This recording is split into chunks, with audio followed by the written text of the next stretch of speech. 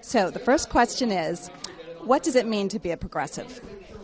At least as I've experienced it in my life, progressive policies at every level and stage of my life have been there to aid me and my family through what have been difficult times, what have been challenging times, and have also provided the kind of opportunity that allowed me to graduate from college with the help of really good teaching professionals, go on to college at a public institution with the support of money from this state, and now to be able to work in a field as a mayor who sits at the intersection of local government and state government, fighting on behalf of voices at the local level. Progressives have been standard bearers for those messages. Progressives have leaned in and instead of judging, have chosen to figure out ways in which they can provide a ladder up out of poverty and a ladder into opportunity.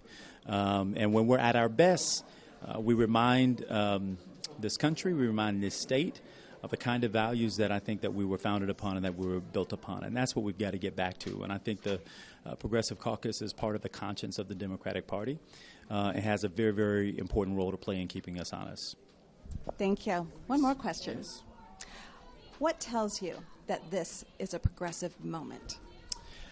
The fact that I went to an event that should have been 100 people and there were over 500. The fact that almost every projection for every meeting, for every Democratic club that seems to exist around the state is experiencing levels of energy and activism. Folks showing up who were never politicized before, who are awake at this moment.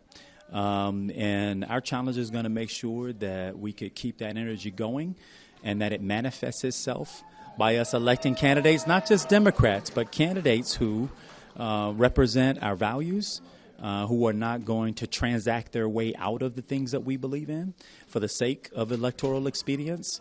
And that means that we've got to keep people connected enough to this process to hold those individuals accountable. Because the worst thing that we can do is take all of this energy and put in candidates and elected officials who at the first opportunity betray the things that we believe in, because that crushes people's belief in the system. It turns them off, and we'll have a hard time bringing back those individuals into the process if we disappoint them in that way. So the responsibility is huge. It's huge for the candidates. It's huge for the party system. It's huge for caucuses to make sure that we are positioning ourselves for long-term wins and not just expedient electoral gains. Thank you. Of course.